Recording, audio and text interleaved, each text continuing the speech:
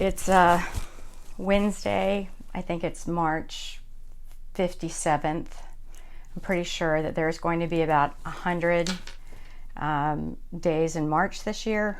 I appreciate the efforts that people have been making to make sure that that you're trying to protect yourself and that you're trying to protect other people in your community. So the reason why I'm on this morning, good morning, Erin Toberman, not in the kindness bee this morning. It was a long day, and I wanted to talk to my friends seriously about what happened yesterday. This is a cautionary tale, and I want to tell this to you, and I would like you to listen, because medicine and your ability to get care right now has changed.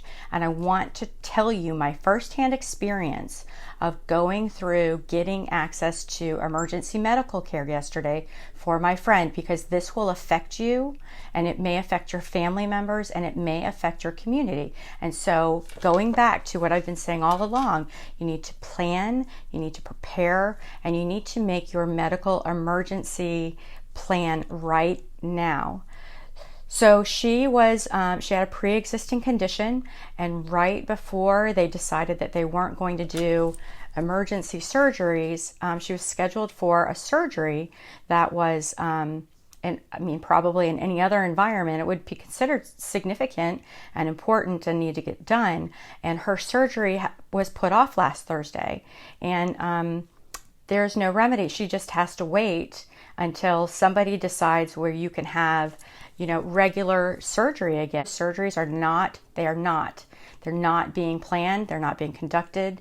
They're not available. So my friend was told last Thursday that, and her condition is painful, and her condition will become less painful when she has surgery, so that it will remedy some of the difficulties that she's having in her lower GI.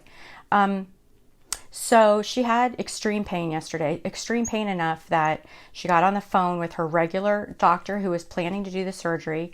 He sent her to the hospital that he has admitting rights at, and that hospital was, and I'm not ashamed to say, it was HCA here in Clear Lake. So she was in so much pain, so she needed to go immediately, and she found herself at HCA in Clear Lake. And of course, all of the emergency room facilities, the entrances are shut off.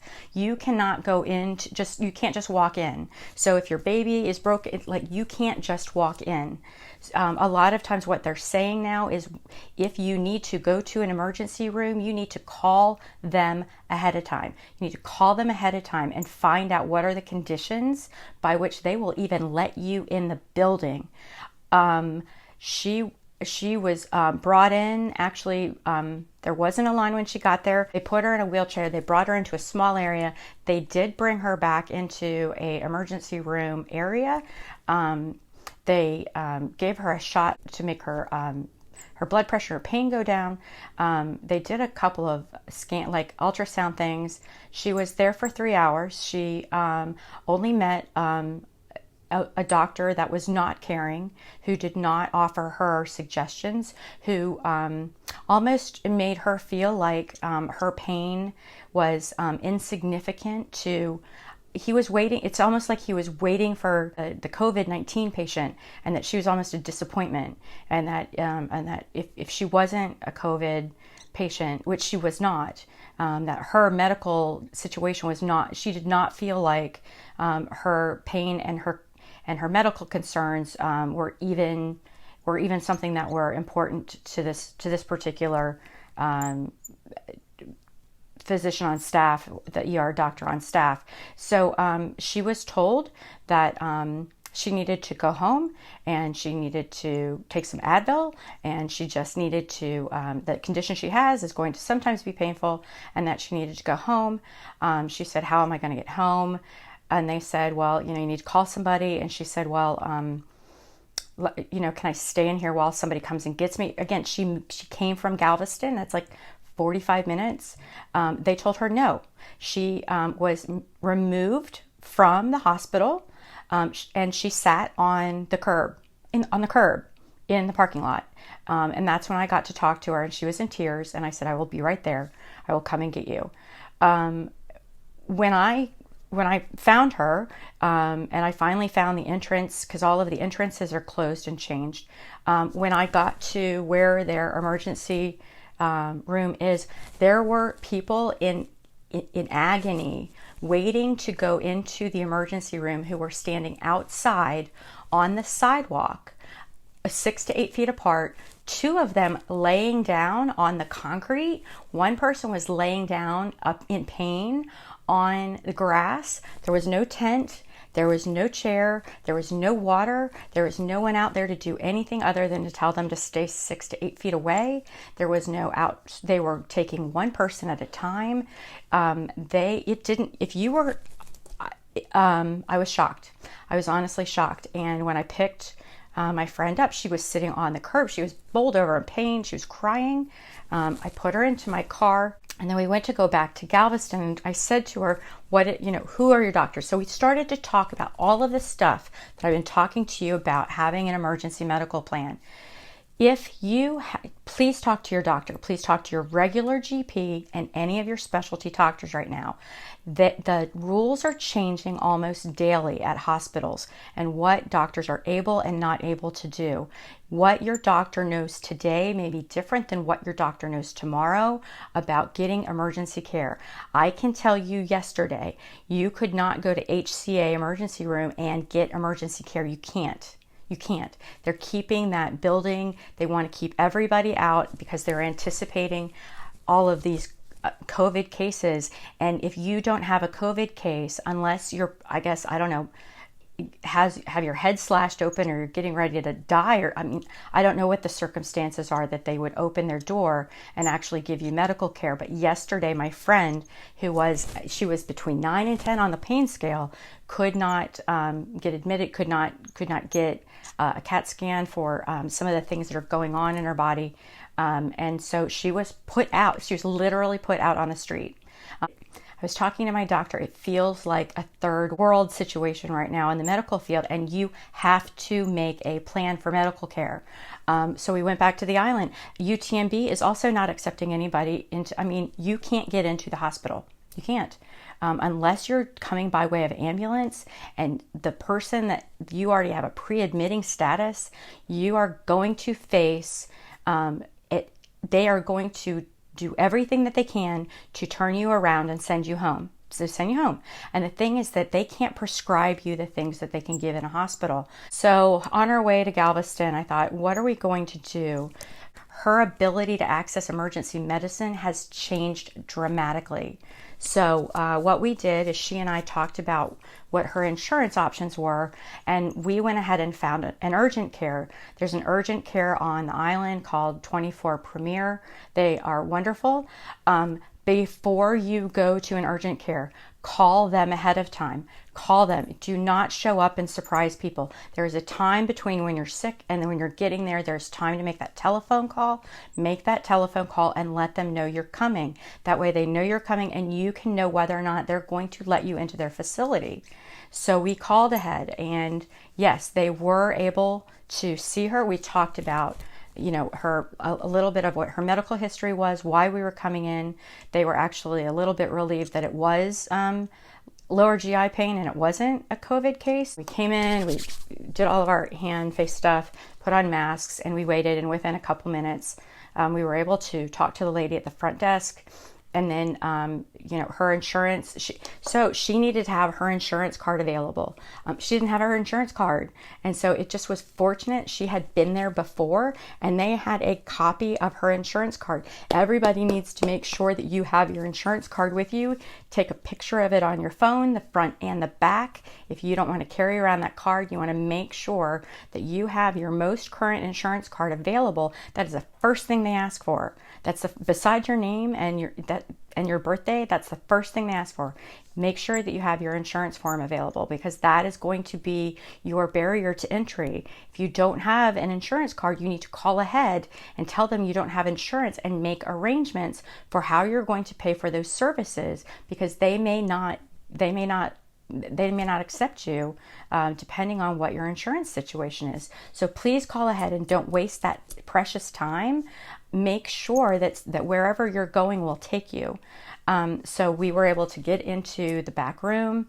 So at that point, I knew enough of her medical record, and we had talked about it, that when we got there and they put her on a bed and they started an IV, and her blood pressure was through the roof because she was in extraordinary pain. They gave her a shot of Dilaudid, which, that's some pretty heavy stuff. And so all of a sudden, she wasn't able to actually, it was interesting to watch her try to share her medical history because she was on a lot of pain medicine. So I, as an advocate, was able to get to the brass tacks with the doctor that came in. I was able to tell him about what her current medical situation was, what was supposed to happen on Thursday, what her symptoms have been in the past, what they are now, what had happened earlier today, where he could find her medical records, what doctors that she went to.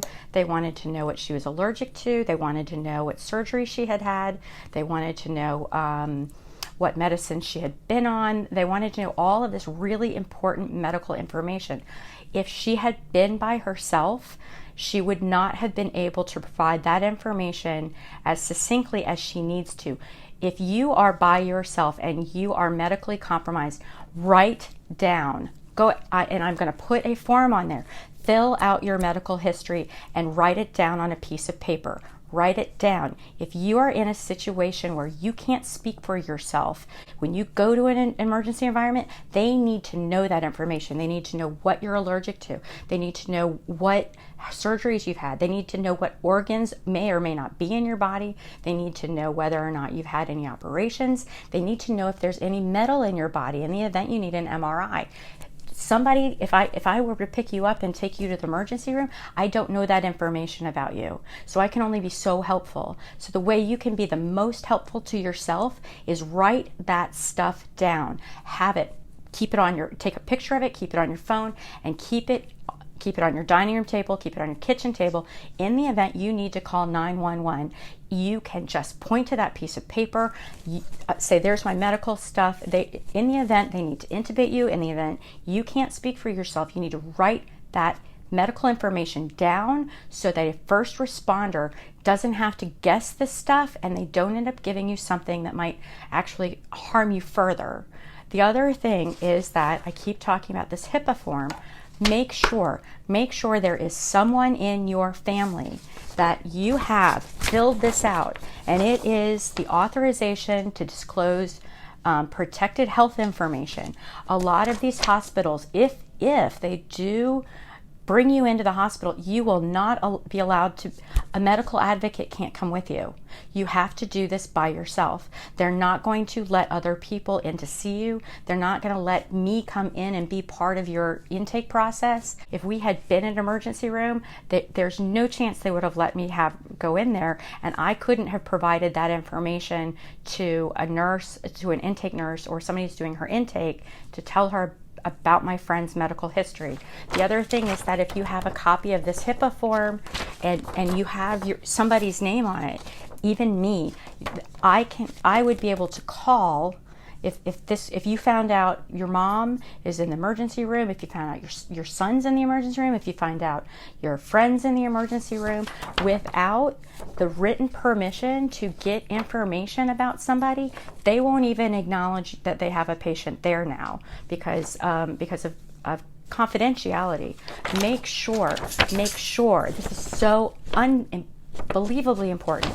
Make sure you have that HIPAA protected health information, that you need to have that filled out for at least a few people so that there are people that call in and check on you, and they have the legal ability to share your medical information and your status with them. I don't think my friend ever thought she wouldn't be able to speak for herself, but when they gave her that shot of Dilaudid, she got loopy and she had a hard time speaking for herself. She had a hard time being able to succinctly tell the doctor what it is that he really needed to know. She wanted to tell her about her story, and which I understand because she had just been through an emotional trauma at a different facility. But without somebody like me, without an advocate there, he might have tuned her out and not wanted to listen to her story, because what he really just needed was her medical information. So if you just have that, it saves the intake nurses, it saves the doctors so much time. A couple other things. She didn't take her phone charger with her. I know that sounds silly, but they don't have phone chargers at these facilities. While you wait, they are not going to help you charge your phone. They're not. Don't expect it. I believe you need to have a small emergency bag with you. If you believe that you might at some point end up in an emergency room for COVID or non-COVID emergency reasons, make a small bag. Put a power cord in there, put some water in there, put your medical history in there, put your HIPAA information in there, put a small blanket or a sweater in there because it's awfully cold. We were there just to check on her, and we were there for 4.5 hours. When you go, you're going to be there for a while. Make sure you have everything you need in order to be there for up to 24 hours. I would suggest even putting a toothpaste and toothbrush in there. Obviously, a brush. I think this is the new COVID hair, that you just do a bandana or a headband and you just look the way you look. And so what we did is we got her settled. They did some scans. They did some important stuff on her. We found out she probably has something more significant than they even thought of when they CT'd her a month ago to go into surgery last Thursday, which she didn't do. She has a new condition that's creating more pain. The problem with that now, so my question was, what do you do? What do you do? She can't go in and get this. He said, this is the doctor. They will not admit her. Why not? Because it's elective surgery. I said, but she's in pain and she has, these adhesions.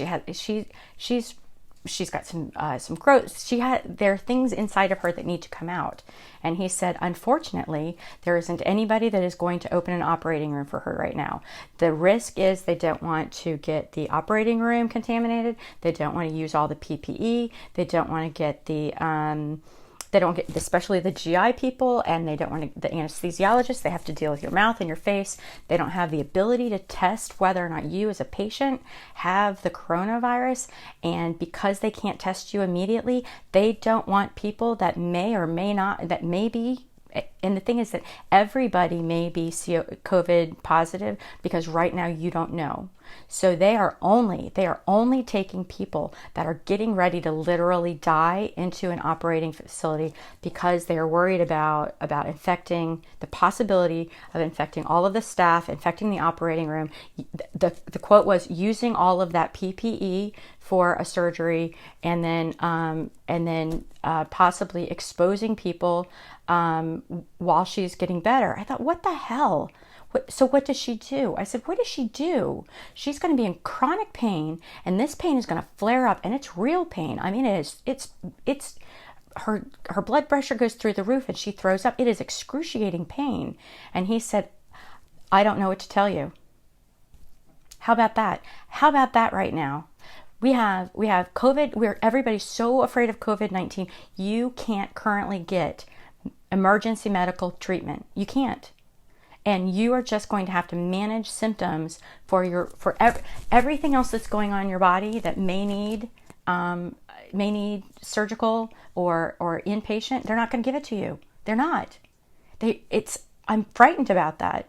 He said, so I said, she needs a decision tree. She needs to know. So he said, you can come back here for pain management. And now that he's seen her, and now that she has a baseline at that urgent care, I know now, my friend, when she doubles over in pain, when she starts to vomit, if her bowels aren't working right, she has now a couple of signals that she can go straight over to that urgent care, which is going to stay open, and they will see her and help her manage her pain.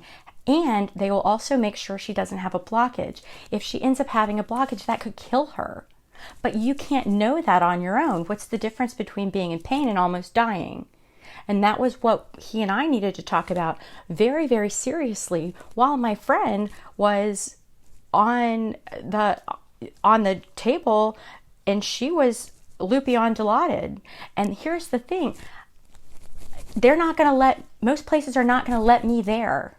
So you have to have your list of questions that you can ask, because you're not going to remember if you're on any kind of medicine that's not going to allow you to form your sentences and form your thoughts.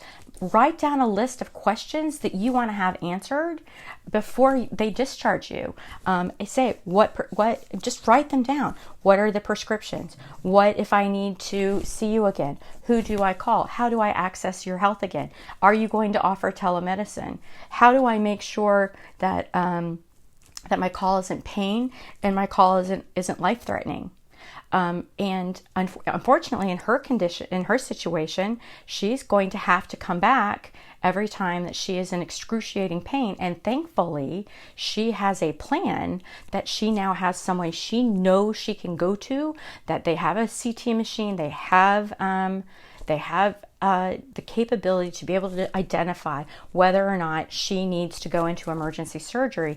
And from that urgent care, with that information, with that data, and because we started yesterday, you have to have proof to have surgery. Now she is starting to develop a file of, this is proof that she may need emergency surgery. If the urgent care identifies that, yes, here's all of the proof, they could put her in an ambulance and they could send her to be admitted somewhere, and that doctor could talk to a doctor at a hospital and pre-admit her based on the proof that she had at the urgent care facility.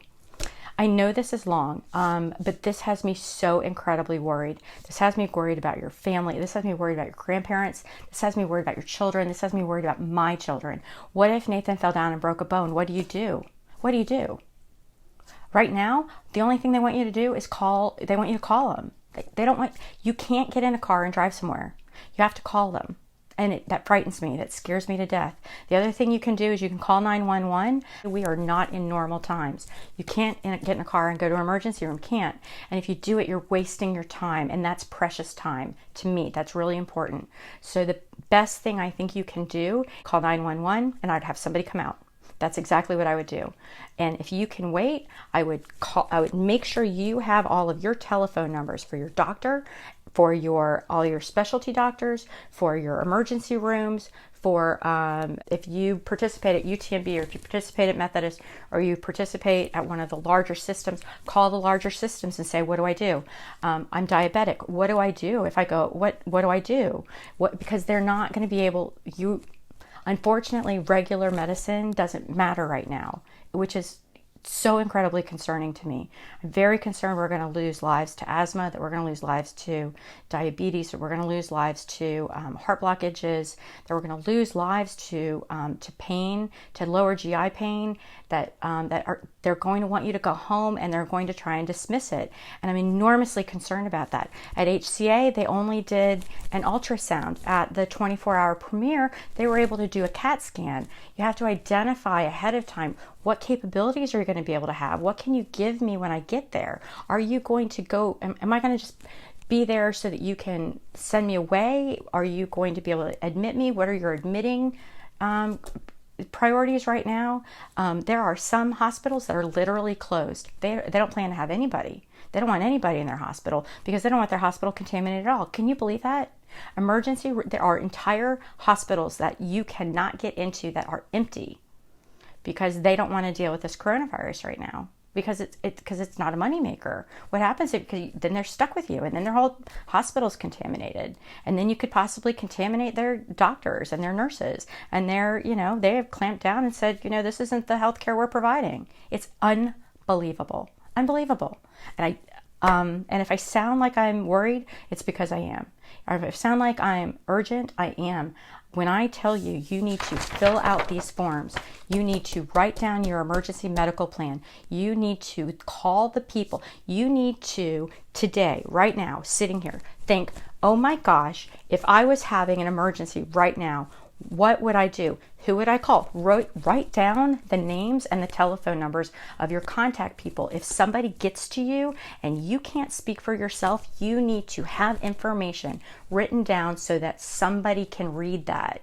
If you can't speak for yourself, in our world, my mom, she's she's done. We've practiced this. It took me 2.5 weeks. She finally wrote down 3/4 of the stuff. She still hasn't finished her medical background, and I need her to finish that tonight. But if she's by herself and somebody had to come and get her and she couldn't speak, the people that are coming to help you don't have any information about you. And if you can't provide that information verbally from a place that you're not loopy and that you're not in shock, or that you're not unconscious, make sure that's written down. Write it down. People are terrible mind readers. They don't know if you're allergic to latex. They don't know if you're allergic to sulfa drugs. They don't know if you're allergic to penicillin. They don't know if you're allergic to iodine. They don't know if you're allergic to something. Write it down. Write it down. Write down what your major surgeries have been. That became important for my friend because it turned out, because of her previous surgeries, it's creating this adhesions disease, which is creating all of this pain for her. That was important for that doctor to know. What surgeries have you had? What significant surgeries? About when? What is your normal blood pressure? Do you have any blood pressure issues? When's the last time you checked your blood pressure? They do check your temperature when you go in. They check your blood pressure. They monitor your oxygen, your blood oxygen monitor. Women, take the fingernails off. This blood oxygen monitor does not go through shellac and acrylic fingernails, even a couple of layers of regular fingernail paint. Make sure you have one finger that does not have fingernail polish on it. For all of the people in your house, they need to figure out whether or not your lungs are working. And one of the ways they do that is measuring your blood oxygen through your finger. And if your finger has layers and layers and layers and layers and layers of ceramic or acrylic and, like pieces of jewelry and stuff, they're not going to be able to figure out if you're getting oxygen. One of your fingers needs to not have fingernail polish on it because they can't read it. And they need to be, it's way more important that somebody's figuring out if you're getting oxygen, whether or not you have a pretty index finger. This is not the time. Everybody's going to look like this for a while. Make sure that they can read your pulse ox. That's an important number for them, especially with this respiratory disease going on. Here's the thing. She's going to be sick and she's not going to feel well, and she is going to have to go day by day in her apartment where she lives, and she has to have a plan. This is why you need to have food in your house. She needs to not leave that apartment. Why? Number one, she's already compromised. Her body is battling all of this pain and all this stuff going on in it. She can't get sick. She can't get sick. She can't go into a grocery store. She can't be around germy people. Even with a mask, you can't do it. She's got to stay in that apartment. So what is she going to do in order to get food? And what if you don't have the money in order to order things? And what if the order isn't coming for a couple of days? You need to make sure you have food in your house that you can eat and nibble on even while you're sick for at least a week. I mean, hell, get like 10 boxes of saltines and get a big thing of peanut butter. There's protein and there's crackers. You want to make sure that you have access to warm water. Dehydration is a big deal. Drink more water than you ever thought you wanted to. Make sure you're drinking water. Dehydration is one of the big things about all of this. Make sure you have the medicine in your house you need when you need it, which is now. If you have prescription drugs, go ahead and refill it again now. Make sure if you have to stay in your house for 2 weeks because either you're sick or you got sick or you can't leave the house because you can't get sick, make sure you have everything in your house you need. All of the pharmacies are now, the major pharmacies are delivering. They will deliver your medicine to you. Don't leave your house if you don't have to. So I went to Walmart yesterday to get my friend the diabetes monitor, and I was very, very concerned. Once again, all of the things on the shelf that shouldn't be there are, and the things that aren't puzzle me. The Mucinex is not sold out. Y'all get some Mucinex. Make sure you have enough for each person in your family. Mucinex, it's the expectorant. You need an expectorant. Some people are getting Robitussin CF. Some people are getting, and Robitussin CF also has acetaminophen in it. So all you need is acetaminophen and the expectorant, and that's a 2-for-1. You can just get the Mucinex and get Tylenol to take. One's for the fever, and one is to make sure that that your mucus stays nice and thin, so that you can. So in the event you do get sick, you can cough productively and you can get that crap out of your body. You want to make sure, if you are feeling sick, make sure that you still walk around. The best way to die from pneumonia is to lay on your bed and don't move. You have to move. You're going to feel like crap. You're not going to feel like walking around. You have to sit up. You have to walk around your house. Through it, you have to take hot showers. You have to get that humidity in your system. You need to make sure you're prone, that when you cough, you're bent over. You have productive coughing. And if you have somebody in your house, they can help you cup and clap to make sure you keep all of that crap out of your lungs. But I really wanted to reinforce, if you need a medical emergency, make a plan now. If you have anybody in your house who is prone to being like an accident prone, is older, if you've gone to the emergency room once in the last year, make a plan, because your emergency room experience is not going to be what you think it's going to be. All of the rules have changed. You cannot just drive up to an emergency room and expect to be seen. It's not going to happen like that. You have to call ahead of time. You have to figure out if your insurance will take you. If you don't have insurance, you have to figure out if they'll even see you. You need to make a backup plan to an emergency plan. Be aware of all of your local, close to your houses, emergency facilities, who's doing what, where can you go for what. If you just have the throw ups, that's a thing where you can just call your doctor and you can do telemedicine, and she can issue Zofran over send you in a prescription, and you can either go pick it up through the drive-through or you can have it delivered. So you don't necessarily need to go in and see somebody for the throw ups. But if you have somebody with a broken arm, don't go to the emergency room. They're probably not going to take you for a broken arm. They probably aren't, because unless your broken arm is sticking out of your skin and you're bleeding, they're going to say, put it on a pillow, put some, keep it still. We're going to send you some pain medicine, and we're going to see if we can't see you in some other situation. You're not going to be able to go into the emergency room with that stuff. And it breaks my heart, and you need to be prepared. People with babies, call your pediatrician. Call them, because the pediatricians need to tell you what they think they know. And again, who decides you're allowed to go in, that decision is changing every day. So today, your pediatrician may think, oh, well, you can just go to this clinic. Tomorrow, that clinic may close, may change its hours, may change its protocol. If you are worried and need to make sure that you have the latest, just check the website, check in with your pediatrician. You pay for these resources, these services. Make sure that when you go to use them, you're able to access them. Make sure you have a list of the medicine that you are currently on, either prescribed or unprescribed. They're going to want to know how much per day you are taking of what medicine, over the counter and prescribed. You can usually go to your pharmacist and they will just print you a list, and you can take that with you, or you can go ahead and write it down. Look at your medicine bottles, write down what it says, take a picture of each one of them. If you don't want to write stuff down, make sure you have that information available in the event you cannot speak for yourself. Yeah, so yesterday my friend went to the emergency room, and they put her out on the curb, and they actually told her she couldn't wait for a ride inside of the facility. She needed to wait on the curb, and there was no tent. She was in the sun. She was in extreme pain, and she was literally sitting on the curb of the emergency room parking lot. The emergency room parking lot, outside, crying in pain with a prescription in her hand. That is the current situation of emergency medical treatment right now. So if you don't have a plan, I encourage you to get one. Please take the story from yesterday seriously. It happened. I saw it myself. I saw how complicated it is.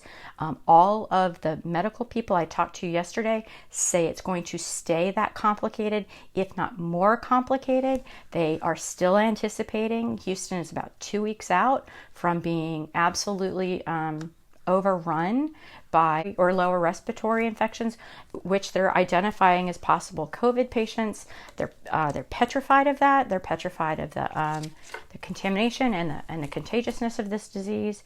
And unfortunately, right now, COVID-19 is deciding how people are going to meet your regular run-of-the-mill emergency medical needs. And that is frightening. That's very, very frightening. It's so important. You have to take care of yourself.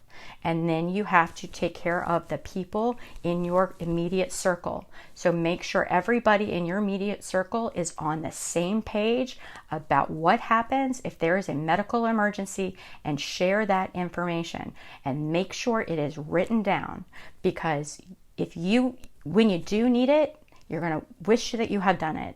And the people that are trying to support you medically are going to wish that they had that information. This is a cautionary tale.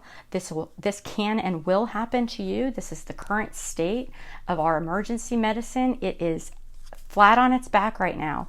And what you are normally used to assuming is there and that is available, and what we've become accustomed to being available, all of that is different. It has all changed.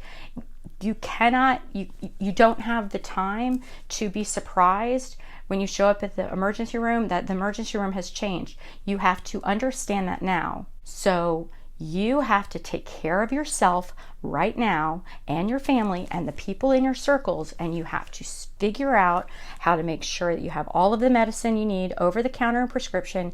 You need to make sure that you have enough food in your house, and not fresh fruits and vegetables. I'm talking canned items. I'm talking saltines. I'm talking tuna. I'm talking stuff that if you're sick that you're going to have to eat because you need some calories. Make sure that you have enough food in your house for a couple of weeks so that you don't have to leave if you don't want to get infected, if you are quarantined, or if you are medically told that you need to stay in your house. Delivery services are available. Use them. Favor delivery, FAVOR delivery is out there. HEB, in my opinion, in the future, now and in the future, they are going to be the main food distributor for Texas. If you're having a hard time getting stuff at Kroger and Randall's, it's because they're not Texas based. They are catching up on their stock. You still can't find Lysol. All you need, hot water and soap and water, and you need to make sure you rub it. The reason why they tell you to rub it is because when you rub it, it breaks down those little virus molecules, because what you're trying to do is squish them. So if you do it too fast, you may not squish the little. It's almost like popping a balloon. So the reason why they want you to vigorously rub is they want to get that soap and water and pop that little nasty COVID-19 virus. Okay, that's it. That was my day. It could be your day today too. So please be prepared. Please have your oxygen monitor at home. I can't tell you how important these are to have in your house. Please make sure you have a working thermometer. Please make sure that if you need it, that you have a working blood pressure monitor in your house, which will also take your pulse, your heart rate. Please make sure that if you're diabetic, you have your diabetic testing equipment that is available. They were only $9. Have a backup to your backups for everything. Make sure you have your over-the-counter medicine at your house. When you take those medicines, make sure you're being a good nurse and writing down every time you take your blood pressure, write it down, because you're not going to remember. Every time you take any kind of diagnostic thing, write it down. Anytime you take any kind of medicine, go to the back of it. Just don't say I took a Tylenol. Go to the back of it. Identify that it's acetaminophen and how many milligrams you took and what time. And then follow the directions on all of the over-the-counter and your prescription medicines. Make sure that you have a way to get to your doctor off hours. You need to have somebody that you already know that is your medical provider that you can call for the most up-to-date information that they have. Everything at hospitals and medical facilities are changing daily. The doctors do not make those decisions. The hospital people in charge of the hospital, they make those decisions. So what your doctor thinks that they know about HCA or UTMB or Herman or Methodist may be different tomorrow than it is today. So it's your responsibility to keep up with what is available to you in your community. So that's my cautionary tale from yesterday. Somebody wants you to be okay. That's me. I really want you to be okay. I want you to be well. I want you to plan. I want you to prepare. I want you to I want you to be thoughtful, because right now you can be thoughtful and you don't have to react. And because you don't have to react, you can go through your decision making and talk about it out loud with your partner, with your spouse, with your mom, with whoever's in your circle. Make sure everybody agrees, that they understand what they're going to do if there's an emergency. Make sure you understand who gets a call first, who's calling somebody else, all of that stuff. Make sure you have your forms filled out. Make sure you have a plan for the dog, and make sure that you have somebody that has the ability to access your home in the event you're not going to be home for 2 weeks, and make sure that you are prepared to have a little emergency bag if you need to go into a hospital. They're not going to let you out, and they're not going to let you out to get your iPhone charger. So if you think you're going to be leaving the house, take that bag, take a little backpack so that you can stay in the hospital for a couple of days and not have to have any. They will not let visitors. So whatever you take with you is what you're going to have. Wishing you well. If you didn't hear it from the beginning, go back to the beginning. It's an interesting day. And yesterday's stuff isn't the super emergencies. Things are changing, and what you think you know has changed. So make a plan, please. I'll see you later. Bye.